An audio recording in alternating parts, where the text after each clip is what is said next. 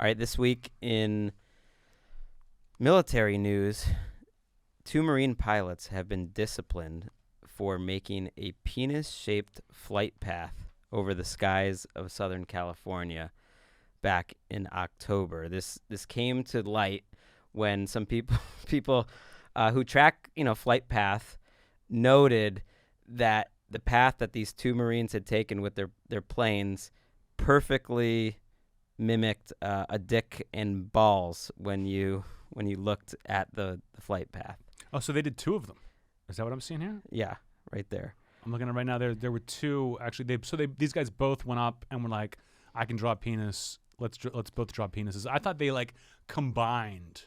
Do you know what I mean? To like a Blue Angel situation to make the sky penis. But these guys each did one on their own.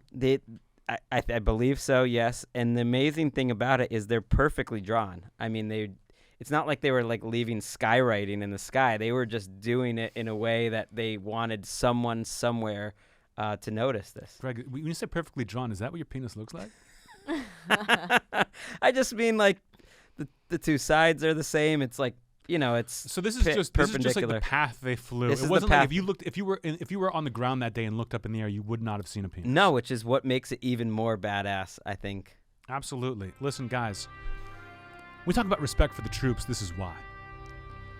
When we talk about things like sacrifice and loyalty and not taking a knee ever, even if it's not regarding this, we don't do that to our troops.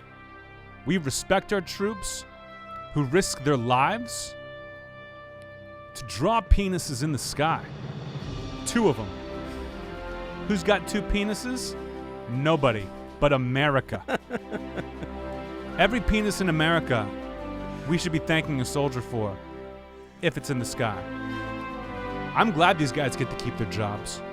I hope they get another job on top of this one. And this time they just get to draw penises. Not just in the sky, but in the water. We have a Navy.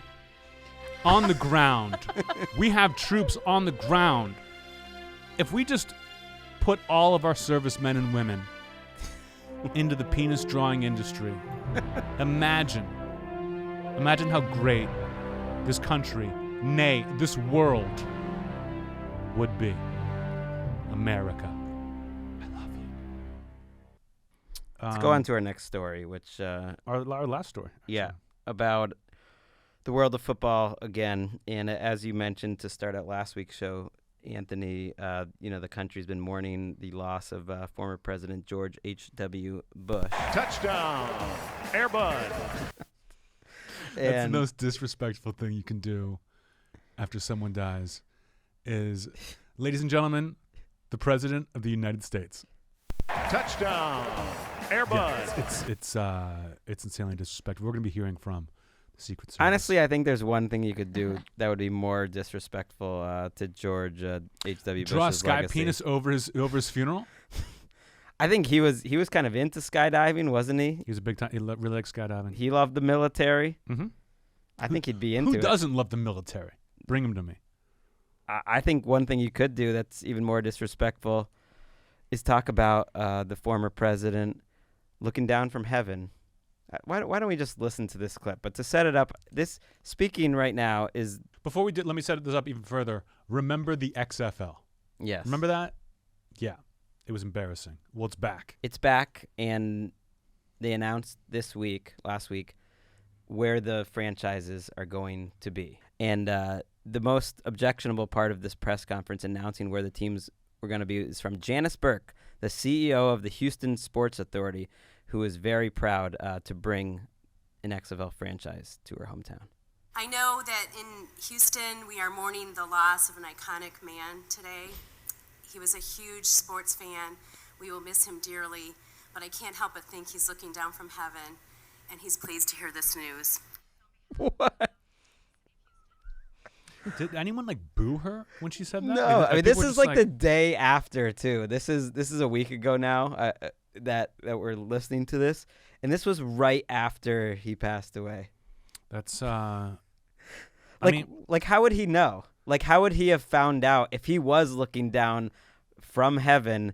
Like, where did he get that information? Is he watching like ESPN Ocho or something? Like, it's not like this is breaking news all across the sports network. Greg, you're Jewish, so you don't really understand how heaven works. When you're in heaven, you can just look down and smile at whatever you want. You can like see things almost like your God himself. Like, you don't have to watch. You don't have to just like, they don't give you cable. You know what I mean? But I'm just like, how boring is heaven if you die and you're like, wait, the XFL's doing what? Like a day in. Like a day in. Like, you're in heaven for all of eternity, but the first day. There's a little bit of like a pull me back in. Like, what if he just like sat up in his coffin? Like, he was just like, I can't be dead with Houston having an XFL team. This is I got to come back. Like, does she think he's like checking the scores of the Rockets game too? Like, oh, tough loss for the Rockets against the Clippers last night. Because he's in heaven crying. he's in heaven crying over the Rockets. Because that would be a lot bigger fucking news than the XFL coming back in 3 years. By the way, I mean, what is the odds that team or that game ever even happens? Never. It's got to be like 50-50 at best. Well, I don't know. Now that they got Bush on their side and he's up in heaven where he can really make things happen. I bet he's smiling down right now on us talking about sky penises. I'll tell you what, Barbara Bush was up in heaven, furious about this, furious about the XFL. CFL fan, big time.